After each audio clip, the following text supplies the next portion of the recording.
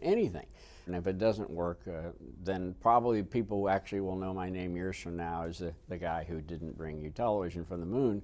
Okay, Neil, we can see you coming down the ladder now. The world just marveled at this right along with us, and we more or less made the whole world our partners in this thing by inviting people to be there during the launches. And I think that's one of the best things we ever did in the space program, one of the best decisions ever made with regard to the space program was to share that with the world. Okay, I just checked getting back up to that first step. That isn't collapsed too far, but it's adequate to get back up. More than 500 million people around the globe watch as Armstrong first makes sure he can get back into the LEM, then gives the first eyewitness account from the lunar surface. The surface appears to be very, very fine-grained as you get close to it. It's almost like a powder. 6.5 hours after landing on the Sea of Tranquility, Neil Armstrong steps off the footpad of the lunar lander and ends the race to the moon. That's one small step for man, one giant leap for mankind.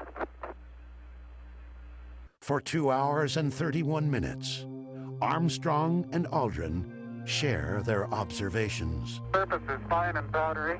I can pick it up loosely with my toe. There seems to be no difficulty in moving around as we suspected. It has a stark beauty all its own. It's like much of the high desert of the United States. It's different, but it's very pretty out here.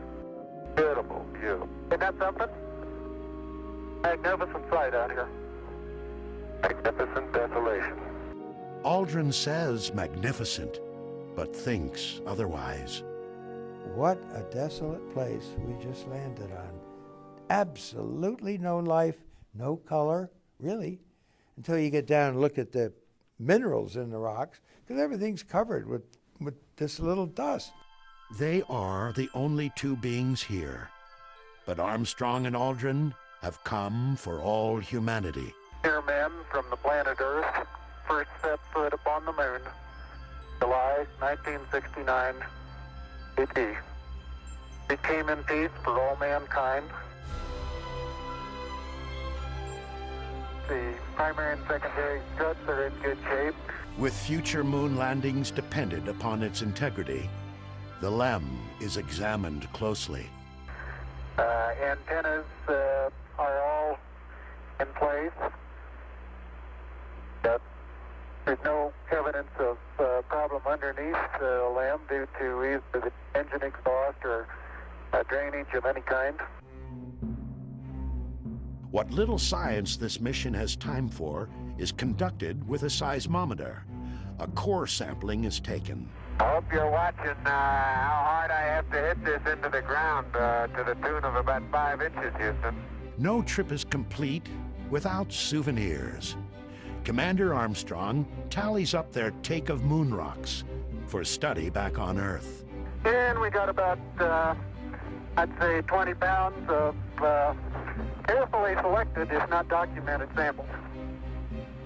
Houston, Roger, well done out. As Armstrong and Aldrin study the moon, controllers in Houston watch closely over them.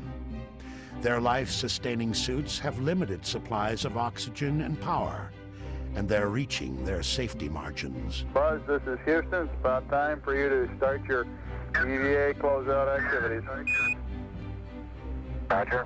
19 minutes later, the first moonwalk is over. Okay, the hatch is closed and latched. As the ascent stage of the Eagle takes flight and Tranquility Base recedes beneath it, the magnitude of the accomplishment begins to sink in for Chris Kraft. In terms of technology, in terms of advancement of the state of the art in science and technology, it was probably the most productive 10 years in the history of